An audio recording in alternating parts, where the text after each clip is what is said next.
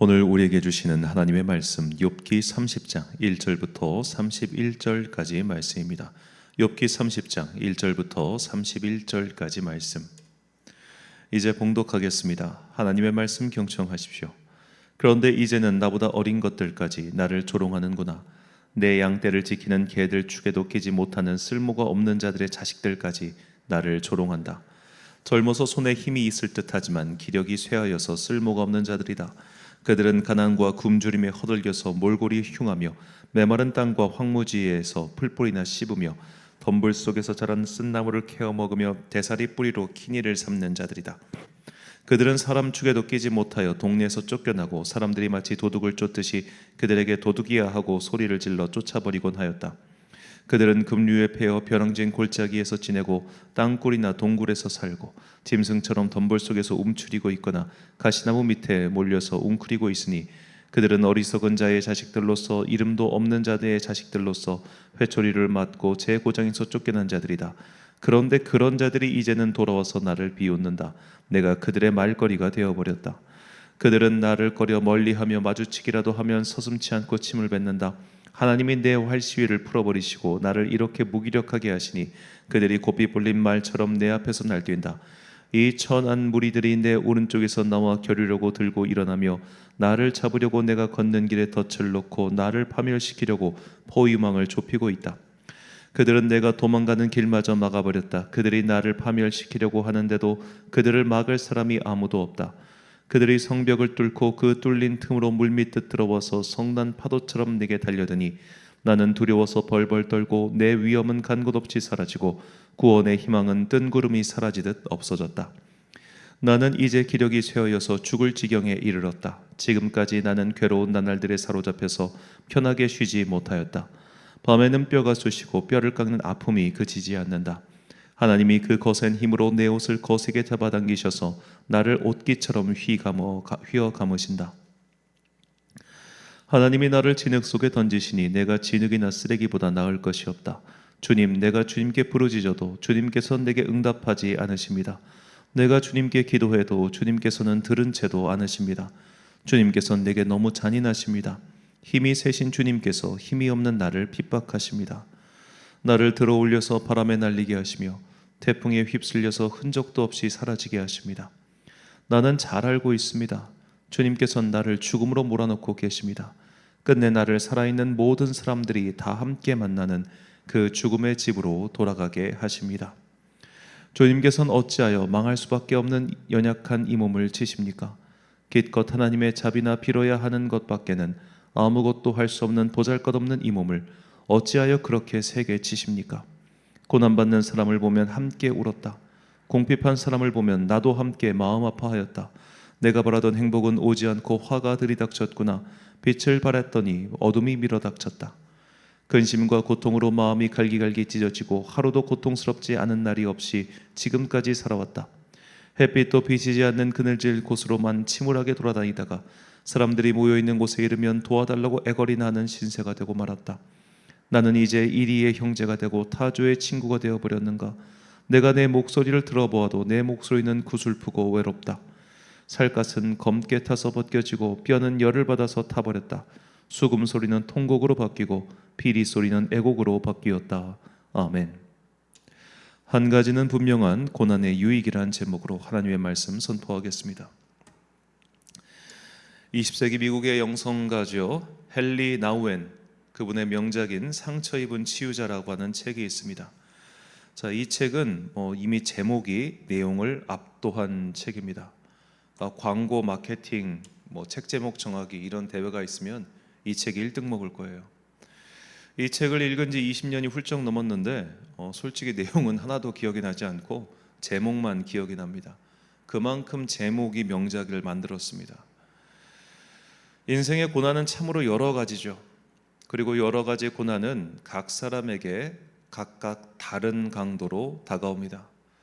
아주 단적인 예를 들자면 병의 공격을 당했을 때 경제력이 있는 사람이 병이 걸린 것과 경제력이 없는 사람이 병에 걸렸을 때, 그리고 젊었을 때 병에 걸린 것과 노년에 병에 걸렸을 때 똑같은 질병에 걸려도 그 사람이 상황 처한 상황에 따라서 그 질병의 강도가 달리 느껴질 겁니다. 하지만 강도는 다를지라도, 그래서 그 강도가 다르기에 그 질병에 대한 경험치, 즉 내 고통의 수치는 다를지라도 적어도 그런 것을 한 번도 경험하지 않은 사람과는 분명히 차이가 나는 법이죠. 예를 들어 어떤 사람이 위암에 걸렸다고 가정해 봅시다. 그러면 위암에 걸린 사람이 처한 상황에 따라서 그 위암이 오는 고통의 느낌은 다르겠죠. 젊은 사람이 걸린 것과 노년의 사람이 걸린 것과 경제력이 있는 사람이 걸린 것과 없는 사람이 걸린 것과 보험을 잘 해놓은 사람과 해놓지 않은 사람이 위암이라고 하는 병에 걸렸을 때 받는 고통의 강도는 제각각일 거예요.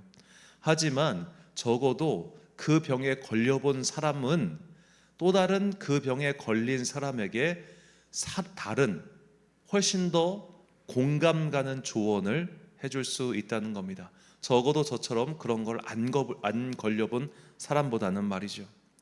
그만큼 경험은 다른 여러 가지 이론이나 부연 설명을 압도하는 설득력이 있고, 특히 인생의 고난에 대한 경험은 분명히 다른 사람에게 도움을 준다는 겁니다. 내가 겪은 고난의 경험은 또 다른 고통을 겪고 있는 이에게 절대적 진리는 될 수 없지만 적어도 도움이 되는 이정표 역할은 할 수 있습니다. 고난이 주는 단 한 가지 유익이 있다면 바로 이것이죠. 다른 사람에게 조금이라도 도움이 될 수 있다는 것 말입니다. 그리고 이렇게 다른 사람에게 도움이 될 수 있다는 그 마음의 바탕이 되는 것이 바로 공감입니다. 아이들에게 억지로 공감 능력을 키워주려고 이것저것 교육할 필요가 없습니다. 살면서 고난을 겪으면, 그리고 나와 같은 고난을 겪고 있는 사람들을 보면 그런 공감 능력이 없는 사람도 생기기 마련이죠. 오늘 본문은 고난이 주는 확실한 유익인 이 공감에 대해서 말하고 있습니다. 본문 25절 말씀. 고생의 날을 보내는 자를 위하여 내가 울지 아니하였는가? 빈궁한 자를 위하여 내 마음에 근심하지 아니하였는가? 자신이 고난을 받아보니 그런 고생의 날을 보내는 자들을 위하여 울게 되었고, 빈궁한 자를 위하여 내 마음이 함께 근심하게 되었다. 그런 말입니다. 자, 내가 고난을 겪기 전까지는 저런 고난을 겪는 이들에 대해서 물론 긍휼의 마음이 생기고 물론 공감 가는 게 생겼죠. 그런데 이것은 어디까지나 보편적인 감정입니다. 내가 그 고난을 겪어보면 그 고난을 겪는 이들에게 뭐라도 하나 더 마음이 가는 것이 사람의 마음이죠.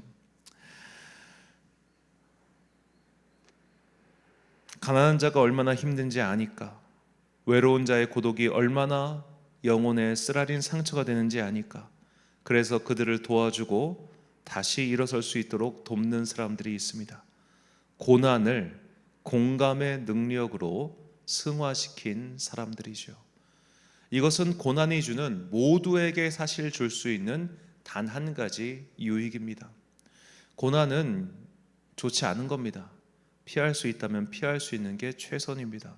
굳이 내 인생을 고난의 바다에 밀어 넣어서 내가 거기서 연단을 받겠다 이렇게 할 필요가 하나도 없습니다. 고난은 겪지 않는 게 가장 좋습니다. 그러나 내가 피하려고 해도 어쩔 수 없이 오는 고난들이 있지요. 겪고 싶지 않았지만 다가오는 고난들이 있습니다. 그 고난을 내 영혼의 승화, 내 영혼의 성장을 위한 발판으로 삼는 사람이 그나마 현명한 사람입니다. 그렇지 않은 사람들도 많습니다. 내가 고난을 겪어봤기에 오히려 타인을 무시하는 사람이 있습니다. 내가 고난을 겪어봤기에 내 고통만이 중요하다고 생각하는 사람도 있습니다. 고난이 어떻게 보면 모두에게 주는 그 공감이라고 하는 기회를 버려버린 사람들이죠. 예를 들어 저는 군대 갔다 오면 사람이 철든다는 말에 절대로 동의하지 않습니다. 거기서 오히려 인성 버리고 오는 애들도 많습니다. 모두에게 주어져 있는 어떻게 보면 공평한 기회를 전혀 살리지 못하는 사람들이죠. 고난도 마찬가지입니다. 어찌 보면 모두에게 주어져 있는 공평한 기회, 공감의 능력을 키울 수 있는 기회, 가난하고 어렵고 힘겨운 사람들과 공감할 수 있는 기회, 그런 기회이지만 그런 기회를 내팽개친 채 나의 감정, 나의 고통, 나의 상태에만 주목하고 거기서 벗어나지 못하는 사람은 여러 가지 인생의 고난을 겪었다 한들 영혼이 요만큼도 성장하지 못한 경우가 많아요. 그래서 영혼의 상처를 받은 것도 어찌 보면 중요한 일이지만 그것보다 더 중요한 것은 치유자가 되는 것, 즉 다른 사람을 공감할 수 있고 그에게 선한 조언을 할 수 있는 그런 사람으로 성장하는 것이 중요합니다. 그래서 제가 자주 인용하는 복효근 시인의 상처에 대해서 이 말미의 말이 참 중요하죠. 오래된 누이의 화상을 보니 알겠다. 향기가 배어나는 사람의 가슴 속엔 커다란 상처 하나 있다는 것. 잘 익은 상처에선 꽃향기가 난다. 자, 고난을 많이 겪었다고 해서 인격이 성숙해지는 것이 아닙니다. 인격이 성숙해지기 위해서는 상처가 잘 익어야 합니다. 잘 아물어야 합니다. 고난을 자기 성장의 기회로 삼아야 합니다. 그러기 위해서는 고난이 닥쳤을 때 그 고난의 상태에서 먼저 기도하고 그리고 말씀을 통해서 영혼을 연마하고 그리고 고난을 왜 주셨는가에 대해서 자꾸만 되물으면서 동시에 우리가 예수 그리스도를 다시 바라봐야 됩니다. 제가 오늘 말씀에서 인용을 하지 않았지만 히브리서를 보면 그는 우리의 고통을 체휼하셨다라고 설명하지요. 체휼이 뭐냐? 우리와 같은 고통을 경험하셨다는 겁니다. 같은 고통을 경험하셨기 때문에 그분이 우리의 마음을 아십니다. 같은 고통을 경험하였기 때문에 그분이 우리를 향한 긍휼의 마음을 가지고 있다는 겁니다. 그리고 우리가 볼 때도 저분은 우리와 같은 고통을 겪고 계시기 때문에 우리가 그분께 마음을 더욱더 쓰게 되는 것이죠. 이것은 이 고대 올림푸스 신화, 고대 그리스 로마 신화에 길들여져 있던 사람들, 사람과 아무런 상관도 없이 저 올림푸스라고 하는 저 높은 곳에서 홀로 고고하게 살아가고 있는 그런 신들의 이야기에 익숙한 사람들에게 이것은 굉장히 크게 다가오는 정말로 전혀 다른 성육신의 놀라운 은혜와 기적이었죠. 주님께서 낮아지셨습니다. 고통을 겪으며 낮아지셨습니다. 그래서 우리와 공감대를 형성하셨습니다. 마찬가지입니다. 우리가 그리스도 예수의 길을 따라가기로 결정한 그리스도인이라면 내 인생에서 겪고 있는 실패, 고난, 고통을 예수 그리스도를 따라가기 위한 도구로 삼아야 됩니다. 내가 이런 고통을 겪어봤기 때문에 같은 고통을 겪고 있는 자들의 위로자가 되어줄 수 있습니다. 내가 이런 인생의 실패를 겪어봤기 때문에 그 인생의 길을 가는 젊은이들에게 조언자가 되어줄 수 있는 겁니다. 이것이 내 인생에서 맞는 고난을 내 영혼의 성숙의 기회로 삼는, 그렇게 고난이 주는 단 한 가지, 모두에게 주는 그 단 한 가지 유익을 잘 승화시킨 사람들의 가는 길인 것이죠. 그래서 시편 기자는 이 고난이 주는 기회를 잘 승화시켰기 때문에 다음과 같은 믿음의 고백을 드렸습니다. 시편 119편 67절과 71절 말씀. 고난당하기 전에는 내가 그릇 행하였더니 이제는 주의 말씀을 지키나이다. 고난당한 것이 내게 유익이라. 이로 말미암아 내가 주의 율례들을 배우게 되었나이다. 아멘.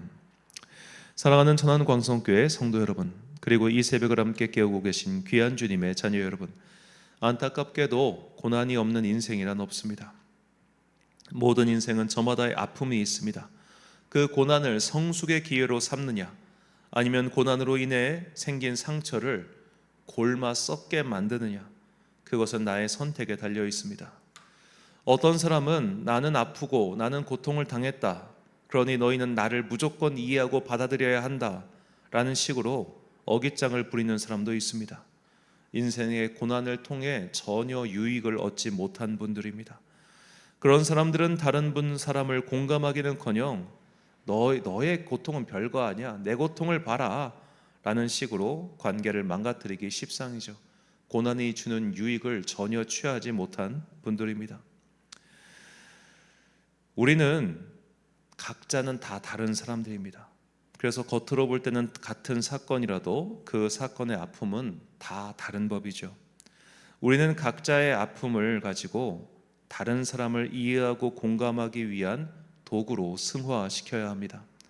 우리의 주님이신 예수님께서 인간의 고통을 감내하신 이유, 그것이 바로 공감대를 형성하기 위함이었음을 잊지 마십시오. 지금까지 내가 받은 인생의 고난을, 그리고 지금도 겪고 있는 그 고통을 다른 사람과 공감하기 위한 주님의 선한 도구로 승화시켜서 그리스도 예수를 본받아 살아가는 여러분과 제가 되시길 주님의 이름으로 축원합니다. 기도하겠습니다. 사랑과 은혜가 충만하신 아버지 하나님, 고난이 없으면 좋겠지만 고난이 닥쳐왔을 때 주여 그 고난을 내 영혼을 성숙시키기 위한 주님의 은총의 도구로 여길 수 있도록 주님 우리의 영혼을 붙잡아 주옵소서. 고난은 그저 피하고 싶고, 고난이 다가올 때마다 내 영혼은 마모가 되는 것 같고, 그래서 나는 더 거칠어지고, 그렇게 다른 사람을 위로하는 도구가 아니라 다른 사람을 찌르는 고슴도치와 같이 될 때가 너무나 많습니다. 그러니 주님, 이 고난의 상처를 치유하여 주옵소서. 먼저 내 영혼이 주님의 은혜로 치유받게 하사 나와 같은 고통을 당한 자들, 그리하여 고슴도치처럼 상처로 인해 생겨난 그 가시들을 돋구고 사람들을 찌르고 있는 자들, 그런 자들을 부드럽게 감싸 안을 수 있는 주님의 손이 되게 하여 주옵소서. 이 고통을 바탕으로 다른 사람을 공감하고 이해하고 안아줄 수 있는 그런 더 넓은 주님의 손과 발이 되기를 간절히 소망합니다. 한 주간의 업무를 시작하는 월요일입니다. 그리고 6월의 마지막 주간입니다. 벌써 2024년 절반이 훌쩍 지나갔습니다. 남은 시간을 정말로 주님의 은혜의 손 위에서 보낼 수 있도록 이 한 주간 다가오는 후반기를 준비하는 영혼의 준비의 기간으로 삼게 하여 주옵소서. 오늘 하루도 참 좋으신 우리 주님의 은총과 평강이 모든 성도들과 함께 하시길 간절히 소망하오며, 이 모든 말씀 우리 구주 예수 그리스도의 이름으로 기도드립니다. 아멘. 오늘의 기도 제목입니다. 내 인생의 고난은 무엇이었습니까?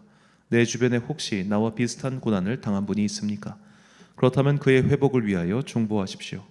또한 내 안의 상처가 곪지 않도록 공감의 도구로 승화시켜달라고 기도하십시오.